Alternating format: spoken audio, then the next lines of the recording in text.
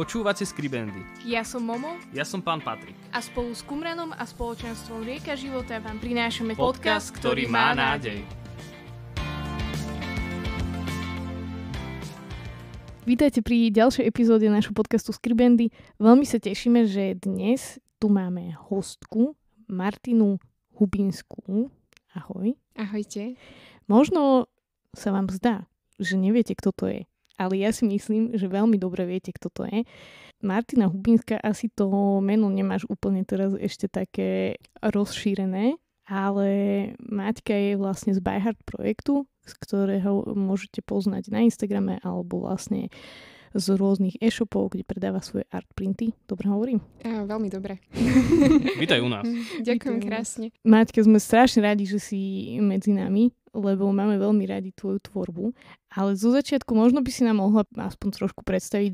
že čo to znamená taký art print, alebo vlastne čo za umenie robíš. Tak ďakujem za pozvanie. A teda áno, môžem predstaviť trochu svoju tvorbu. Čiže gro mojej tvorby momentálne tvoria art printy. A teda je to také trochu cudzie slovo, čiže možno mnohí aj nevedia, že čo to je. A je to v podstate taký obrázok alebo grafika vytlačená a vzniká tak, že ja si namalujem nejaký akvarelový obrázok a do toho svojou kaligrafiou ručne napíšem nejakú myšlienku, nejaký citát, hoci čo ma tak nejak osloví, povzbudí a vlastne spolu to tak vytlačím a je to taká grafika, taký obraz aj s nejakou myšlienkou, ktorú si ľudia môžu zarámovať alebo darovať niekomu tak na povzbudenie. A okrem toho teda robím aj rôzne iné grafiky, aj možno na sociálne siete alebo nejaký kalendár s takýmito grafikami. A v poslednom čase ma chytilo aj dizajnovanie oblečenia, čiže sa snažím nejaké posolstva dávať aj na oblečenie a rôzne také iné produkty. Takže toto tak nejak v skratke robím. Čiže celé to tvoje zameranie je také umelecké. Dá sa povedať, áno. Podľa mňa, a myslím si, že to je pravda, že tie art printy sa niekde tak neštudujú. Hej? Presne tak. Študovala si, predpokladám, niečo iné. Moja cesta taká k art printom bola veľmi špecifická, pretože ja som celý život žila v tom, že ja vôbec nie som ani umelecký človek, ani kreatívny. Aj dokonca mi na základnej škole hovorili, že neviem ani kresliť, ani malovať. Učiteľka premalovávala po mne obrazy, takže naozaj som si dlho myslela, že nič kreatívne nie je pre mňa. A vlastne ja som sa aj potom vydala takým iným študijným smerom, že študovala som logopédiu, aj som ju teda úspešne doštudovala, aj som sa jej venovala. Ale tak som nejak cítila, že ma to predsa len ťaha k tomu umeleckému, ale išlo to tak veľmi postupne, že počas mojich tínedžerských rokov, že mala som rada také vizuálne umenie, že rada som fotila napríklad a potom na tie fotky som si písala nejaké myšlienky ručne, potom už aj nejakú grafiku som sa snažila tvoriť nejakú jednoduchú, čiže myslím si, že kde si to tam bolo také zakopané, ale tak postupne to tak vyplávalo na povrch asi až počas vysokej školy, keď som mala nejakých 22. A išla som si tak malovať s jedným malým dievčatkom, ktoré som strážila a vlastne keď som chytila ten štetec po mnohých rokoch, tak som zistila, že wow, že vlastne mňa to veľmi baví a že tou maľbou dokážem vyjadriť to, čo je tak vo mne, vo vnútri, ale že dokonca aj že bez tých slov. Takže to bola taká moja úplne, že začiatočná cesta tohto celého. A potom sa to tak postupne asi rozvíjalo, že tým, že ma to tak veľmi chytilo a že bol to aj taký môj spôsob modlitby alebo také, že to, čo som možno nevedela dať do slov, tak som tvorila, že som iba malovala a potom postupne sa k tomu zase pridávali tie myšlienky, že čo tým obrazom chcem povedať a vlastne robila som to tak aj kvôli sebe, že aby som si ja tak pripomenula nejaké dôležité pravdy o Bohu alebo nejaký taký verš z písma, že ktorým som aktuálne žila, tak som sa snažila to nejako dať na papier a potom vlastne postupne aj tak zdieľať so svetom, čiže tá cesta nebola úplne priamočiara, že bolo tam veľa takých aj odbočení alebo takých postupných vrstvení a ako som sa k tomu dostala, ale teda nakoniec sa mi to tak podarilo nejako odhaliť, že vlastne toto je to, že čo tak ma aj baví, aj naplňa, aj si myslím, že to tak oživuje moje srdce, že keď to robím. A toto ma tak zaujalo, že vlastne tie art printy, ktoré tvoríš, tak sú v podstate takou tvojou modlitbou? Môžeme to tak chápať? Áno, že veľakrát vlastne vznikli tak, že som mala v srdci alebo v hlave nejakú takú myšlienku alebo niečo, že čím som tak žila, alebo som si to tak potrebovala pripomenúť, že veľakrát je to aj o tom, že že by som, ja si tak potrebovala pripomenúť, že kým je pre mňa Boh, že v prvom rade, že je pre mňa takou láskou, ale že je zároveň aj krásou, alebo aj pokojom, aj nádejou, aj dobrom. A vlastne to sa tak snažím odzrkadľovať aj v tej tvorbe, že možno aj momentálne to, že čím som nejak žila počas tvorby toho printu, tak som to tak dala akoby zo seba von. Čiže áno, dá sa povedať, že je to taká moja modlitba alebo niečo, čo tak vychádza zo mňa a že možno sa tak túžim podeliť o to so svetom alebo s druhými ľuďmi, alebo že možno tak zdieľať to, že aha, že ja to mám teraz takto a tým je pre mňa Boh a že možno aj pre niekoho iného je zrovna v tomto životnom období alebo na tejto ceste tiež Boh pokojom alebo dobrom a že to tak vlastne môžeme zdieľať spolu a spolu si tak pripomínať tie pravdy. Tvoj projekt má názov By Heart. Mm-hmm. Je nejaký taký, ako keby, že zlomový bod, odkedy tá značka v úvodzovkách alebo ten taký brand code prišiel, že si povedala, že odteraz už akože robím toto, neviem, na najviac plno, ako sa dá, povedzme. Hej, je taký zlomový bod, vlastne bolo to pred 4 rokmi a ono to v podstate tiež tak začalo veľmi postupne, že ja som toto svoje umenie a tieto svoje obrazy tak zdieľala so svetom, že na nejakých sociálnych sieťach, že keď som aj niečo namalovala, tak som to tam iba zavesila a dala som nejaký popis k tomu a začalo to teda veľmi tak nenápadne, že ľudia mi iba tak písali, že oni by chceli vlastne taký istý obraz. A ja si hovorím, že ale ja už keď mám tu nejakú kreatívnu energiu alebo ten čas, tak sa mi nechcelo malovať vlastne to isté znova, takže som si povedala, že ako to spraviť tak, že niečo namalujem a môže to mať naraz veľa ľudí a tak vlastne vznikla myšlienka na tieto art printy, čo je vlastne kopia toho originálu a tým pádom to môže mať naozaj, že toľko ľudí, koľko chce a túži mať túto tvorbu doma. Postupne, ako som to teda začala zdieľať, tak som tak aj pocitila také volanie možno do toho, že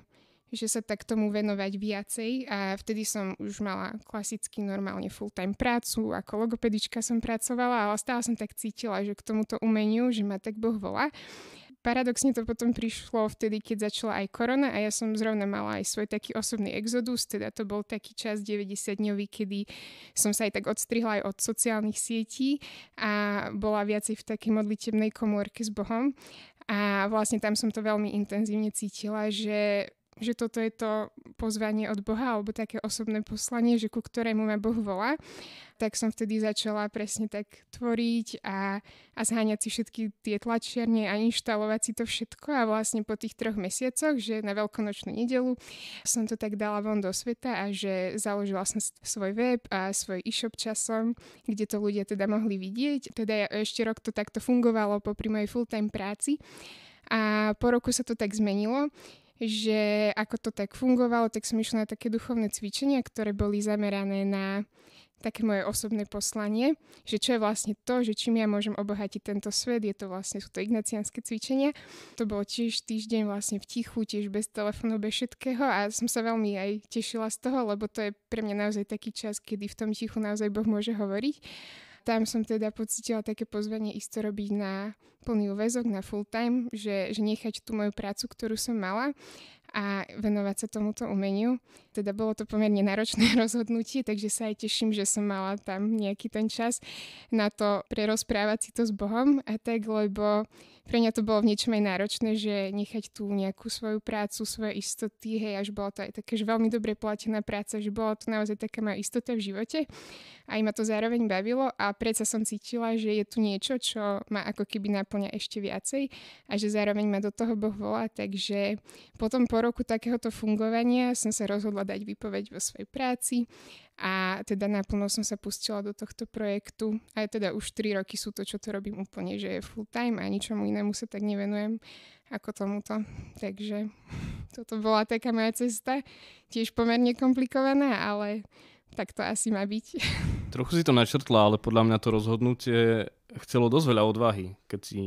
Ja tak si myslím, že tých logopédov nie je až tak veľa na Slovensku, aj keď máme nejakých ľudí, ktorí možno začínajú to študovať a málo ich je v ročníku a potom aj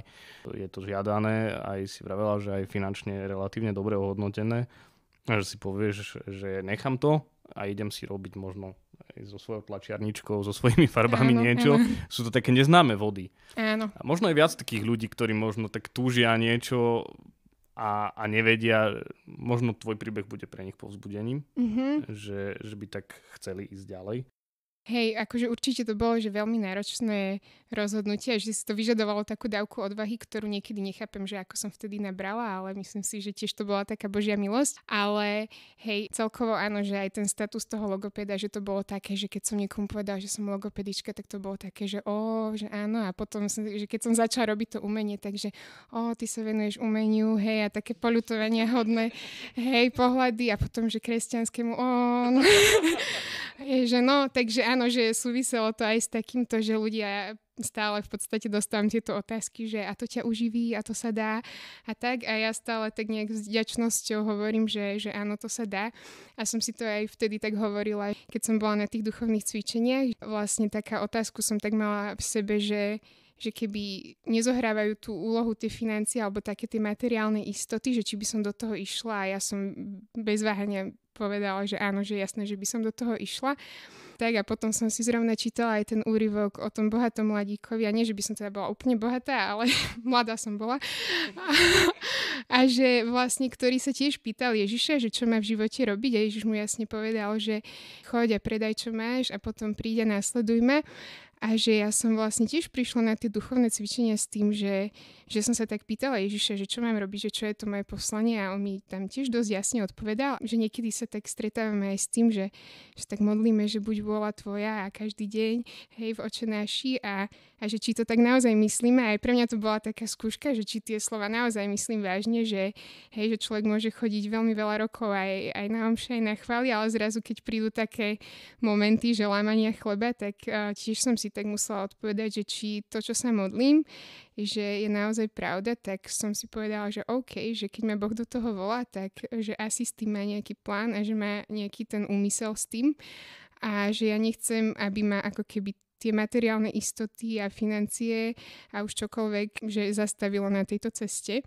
Takže hej, ale bol tam aj taký presne strach, aj také obavy, že čo povedia ľudia, alebo že u nás doma to bolo také, že moja mamina bola veľmi rada, že som logopedička, že pre ňu to bolo, že super, si vyštudovala vysokú školu a teraz je už o teba postarané a dobre zarába, že toto je taký krok do neznáma, že človek vlastne ani nevie, že každý mesiac, že koľko printov predá, alebo že ako sa tomu celému bude nejako že dariť. Ale keď som sa tak rozhodla preto, tak som cítila veľmi taký veľký pokoj, a aj to bolo pre mňa také dobré znamenie, alebo také ovocie toho Ducha Svätého, že je vlastne aj pokoj, takže som si hovorila, že OK. A ešte by som možno povedala, že keď som prišla domov, tak som sa trochu aj bála, že ako to teda doma oznámim, že predsa len, že ja som prišla z duchovných cvičení a dala som v robote výpoveď, a tam sa všetci čudovali po 4 rokoch, že idem na týždeň na dovolenku a vrátim sa s výpoveďou, a že čiže aj pre nich to bol šok, a že takisto som sa bála, že možno aj doma to bude taký šok. A iba som tak mojej mamine rozprávala celý tento príbeh, že ako som bola na tých duchovných cvičeniach a že som to tam tak pocítila.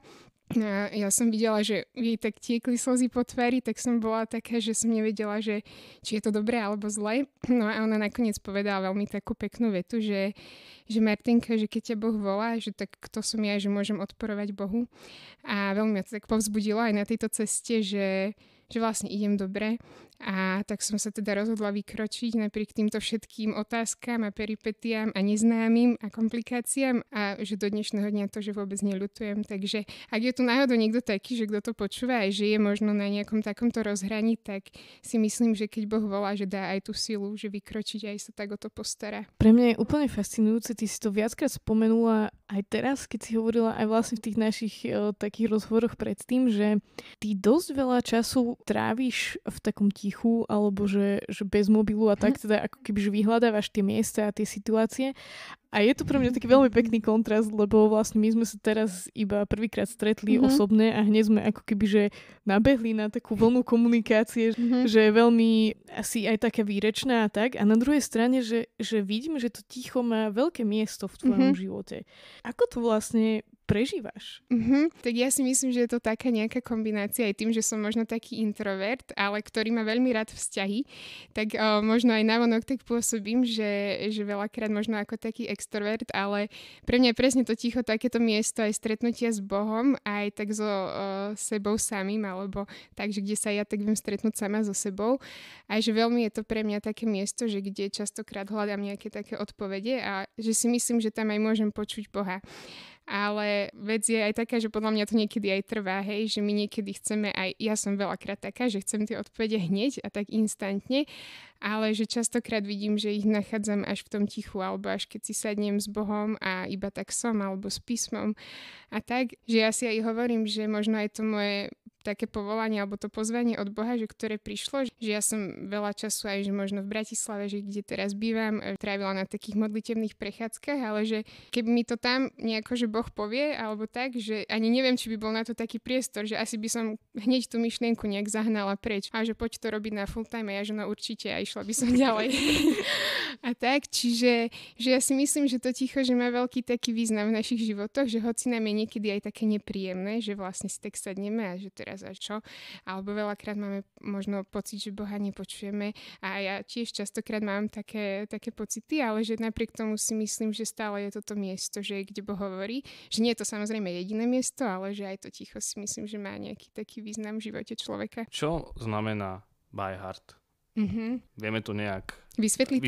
ten názov? To je veľmi dobrá otázka, že sa pýtaš, lebo ja to veľmi nemám priestor niekde vysvetľovať, takže to aspoň teraz vysvetlím. A keď som sa zamýšľala nad tým, že ako sa celý tento projekt bude volať, tak veľmi som tam chcela zakomponovať aj Boha, aj umenie a aj to, že tie veci robím srdcom, tak som rozmýšľala, že ako to nejako že spojiť. A vlastne som si uvedomila, že slovo heart je zložené z dvoch slov, a teda, že he a art. A aj v tom mojom logu, že je to trošku tak oddelené, že keby to človek skúmal nejako dôsledne, tak he, že je to vlastne Boh, ktorý tvorí to umenie, to art cezo mňa a že snažím sa tie veci robiť tak srdcom, ale že veľmi by som chcela, aby vlastne, že to umenie je, že o ňom a aby to tak bolo o ňom a že on je ten, ktorý dáva aj tie dary, aj talenty a akože na jeho slávu to celé chcem robiť, čiže má to veľa takýchto významov, ale že toto je ten pravý, skutočný. Mne sa veľmi páči, že vlastne na tej svojej komunikácii na Instagrame to je miesto, kde ako keby, že ja ťa najviac reflektujem alebo vidím, tak nehovoríš vlastne iba o tých svojich printoch alebo o tom svojom umení, ale celkovo prinášaš ľuďom veľmi veľa povzbudenia a hovoríš zo svojho srdca. Tak ako vlastne robíš aj to umenie. A veľakrát si tam spomenula to, že si prechádzala takým dosť náročným obdobím. Môžeš nám toto obdobie nejako priblížiť, aby sme približne vedeli, že o čo ide? Áno, ako si povedala, že najčastejšie tá komunikácia, že je na tom Instagrame a už keď som začala ten projekt, tak som to tak nejak cítila, že nechcem, aby to bolo niečo, že ja budem iba promovať svoje produkty alebo že aby sa to stalo nejakou takou reklamnou stránkou, ale že veľmi som tak túžila sa možno zjednotiť a spojiť aj s tými ľuďmi, ktorí tam budú a že tvoriť takú nejakú komunitu. Každý z nás prežíva nejaké obdobie alebo nejak vzťah s Bohom a že veľmi som tak túžila, aby to bolo také miesto, že kde si naozaj tak môžeme pozdieľať alebo tak spolu prežívať, že to, čo človek žije a že áno, že ako si aj povedala, že mi je to také blízke, že zdieľať tie veci zo srdca a že byť taká v tom taká úprimná a autentická, že keď sa mám napríklad ťažko, hej, že nebáť sa možno aj tej zraniteľnosti a že ukázať to a že práve, že aj to môže byť pre mňa taký spôsob, že ako komunikovať vlastne s ľuďmi, že možno aj ich to tak priblíži viacej k Bohu, že, lebo ja si myslím, že keď sa má človek ťažko, že častokrát je v tom, že si myslí, že ja sa mám sám tak ťažko a že my ľudia sa veľakrát cítime sami, ale že ja keď možno pozdielam, že aj ja mám teraz takú krízu alebo že prechádzam si nejakou bolesťou, nejakým utrpením, nejakým sklamaním, tak pre mňa to bola taká cesta, že chcem to zdieľať aj na tomto mieste s tými ľuďmi, že čo to možno sledujú. A že veľakrát som dostala aj takú spätnú väzbu od tých ľudí, že presne v tom sa našli, hej, že v tom takom ťažkom období a v ťažkom prežívaní, že aj v písme sa to píše, že nie ste si vzájomne bremená, alebo že tešte sa, aj že plačte s plačúcimi a radujte sa s radujúcimi, že všetko má také ako keby svoje miesto a že ja som si povedala, že chcem byť aj v tom taká úprimná, že keď budem prežívať nejaké ťažké obdobie, tak, že to budem zdieľať. Že napríklad aj mnohé tie printy vznikli, že v nejakom takom mojom náročnejšom období, že mám jeden taký print, že v tebe dôveru mám a on tak vznikol po takej smrti jedného môjho blízkeho človeka a že pre mňa to bolo taký spôsob možno, že ako sa s tým tak vyrovnať. Hej, a že to som tak chcela zdieľať s tým svetom, alebo možno pred rokom som mala také asi najnáročnejšie obdobie, že možno mnohí vedia, možno mnohí nevedia, že mala som také obdobie takého čakania, hej, aj že aj na ten vzťah, aj na manželstvo a že pre mňa to v niečom bolo aj veľmi také náročné a že som sa cítila, že akoby mám aj možno nejakú takú nádej alebo také prisľúbenie, ktoré mi Boh dal, ale ako keby to naplnenie neprichádzalo. A že pre mňa už to bolo niekedy aj príliš dlho a že stále som mala pocit, že to nejako príde, ale ešte to tu nie je. A bolo to pre mňa mnohokrát, že veľmi ťažké, že už tá modlitba možno aj nebola cez tie obrazy, ale cez tie slzy. A si hovorím, že aj že čo mám vlastne zdieľať tomuto svetu, alebo čo mám zdieľať Bohu. A že niekedy to naozaj boli len tie slzy a si hovorím, že dobre, že tak ja budem v tom úprimná a že tak som zdieľala možno aj takéto náročné obdobie, že možno s ľuďmi, ktorí sledujú tiež By Heart a že možno presne to majú oni takisto, že ja síce neviem, že v čom sa tí ľudia nachádzajú alebo čím si prechádzajú, ale že aj to je cesta, ako sa môžeme spojiť, že si zdieľať aj tie ťažké veci. Čiže vlastne v tom bolestnom období, že nejakým spôsobom hľadať nádej alebo učiť sa hľadať nádej. Že ja som zdieľala, že mám sa teraz takto a mám sa ťažko, ale že akoby, že mne samej to pomáhalo, že to pozdieľať a že ako môžeme spolu hľadať nádej, alebo kde v tomto celom je vlastne Boh, že kde je Boh v tom utrpení, kde je v tej bolesti a že ja to aj vidím ako takú veľmi peknú cestu, že keď sa teraz pozriem späť a že vidím napríklad naplnené nejaké prisľúbenia, o ktorých som si vtedy myslela, že to sa snáď už ani nestane, tak je to veľmi pekné pre mňa sledovať, že aj vidím spätne, že cez čo ma Boh tak previedol a že možno je to takým povzbudením aj pre iných, že aha, že tak tu sa stal zázrak a že pravdepodobne ten zázrak čaká aj na mňa, len ešte si to vyžaduje možno chvíľu času alebo nejakej trpezlivosti. Takže ja si myslím, že to má taký význam, že zdieľať aj tie ťažké momenty, aj tie pekné. Okrem toho zdieľania, čo si veľmi dobre pomenovala, že často to je také najväčšie klamstvo, že máme pocit, že to prežívame len my. Čo ti ešte tak pomáhalo v tom čase, v tom období, keď si bola v takej tmavej doline? Tak ja si myslím, že Boh je teda prítomný nielen v tom tichu, ale že možno veľakrát aj v ľuďoch okolo nás, že pre mňa to bola veľmi taká opora, že keď som mala napríklad človeka vedľa seba, že nejakých priateľov blízkych, že s ktorými som si to tak mohla pozdieľať, že ako sa máme, ale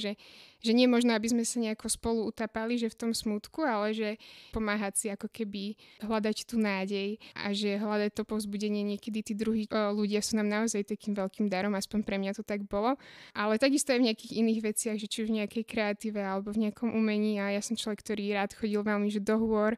alebo takto, čiže ako keby tešiť sa možno z tej prítomnosti a že z toho, čo je tu a teraz. Hej, že uvedomiť si, že ten čas, ktorý mám a že ako ho chcem využiť. A asi mi to tak pomáhalo aj, že žiť takú prítomnú chvíľu, že počas čakania napríklad na to naplnenie toho prisľúbenia, že uvedomiť si, že to, čo mám teraz, je tiež obrovským darom. Čiže u mňa to bolo najmä také stretávanie sa asi s priateľmi, chodenie do hôr a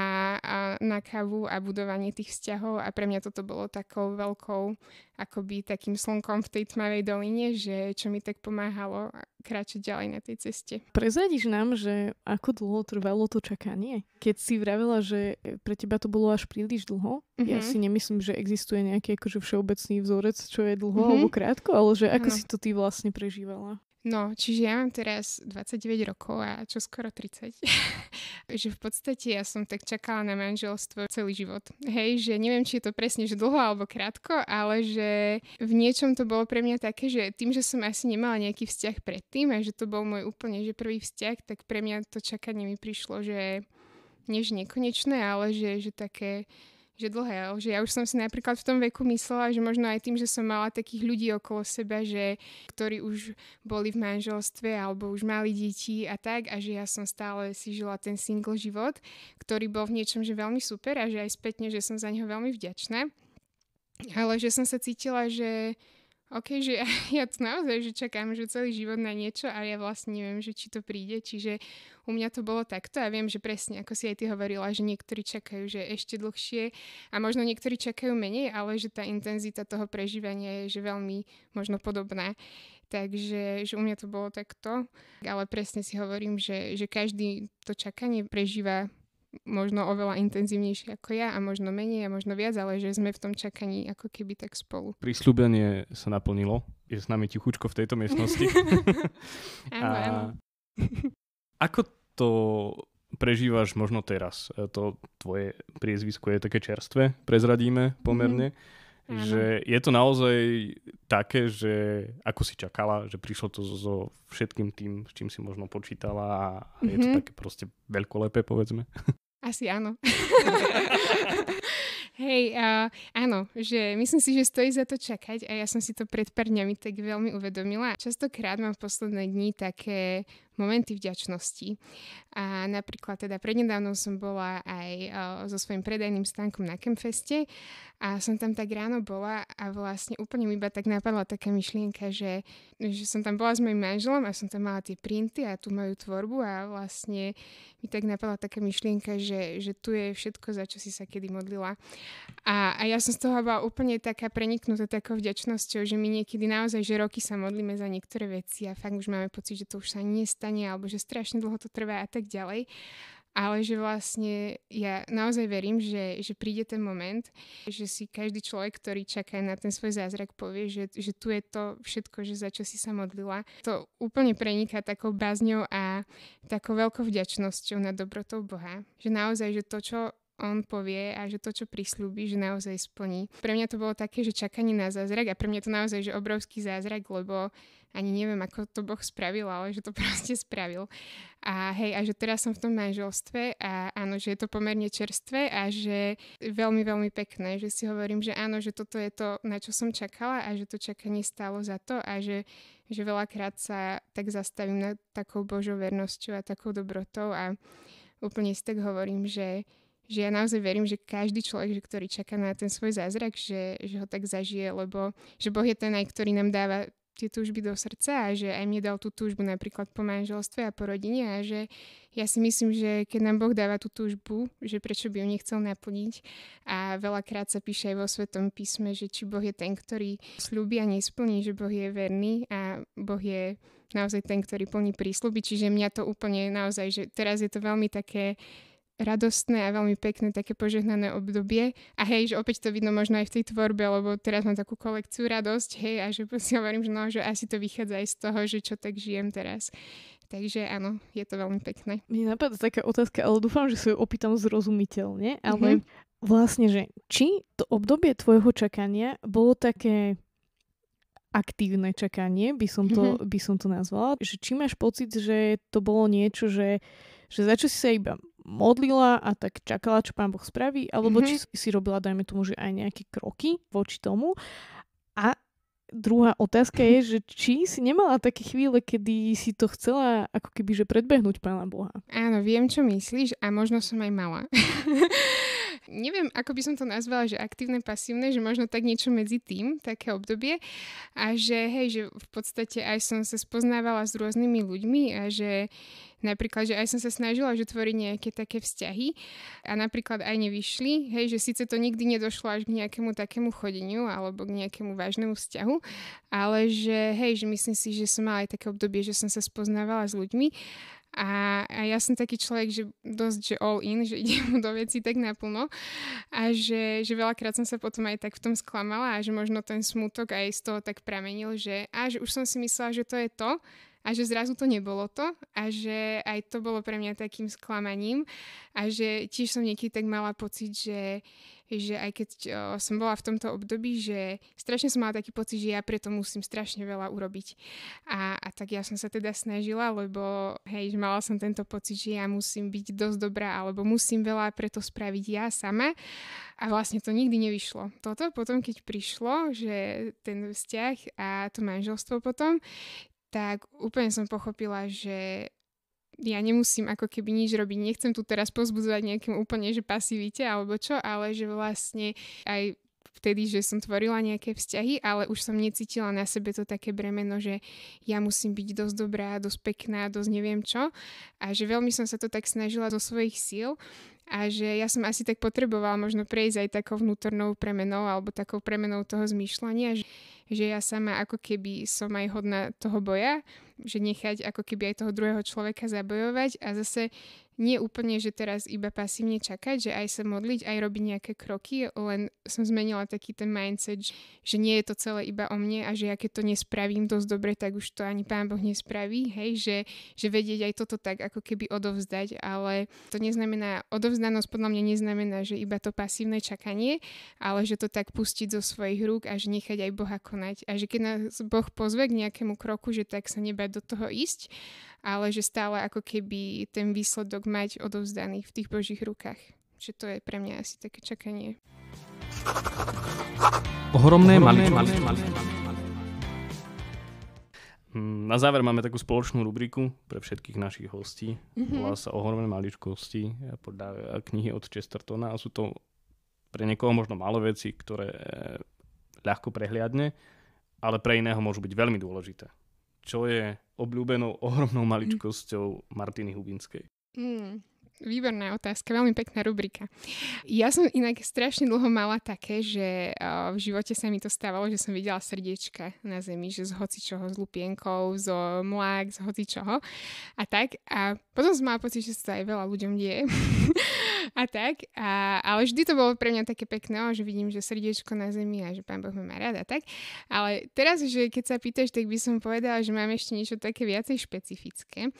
A je to možno smiešné, ale ja to mám tak, že keď vidím lienku, tak si poviem, že ma má Pán Boh rád. Že ja mám vždycky taký pocit, že keď som niekde a bola som aj v takom nejakom období, že ťažkom alebo smutnom, alebo som sa iba išla prejsť do prírody a zrazu som tam uvidela lienku, tak ja som úplne tak cítila, že Boh je so mnou.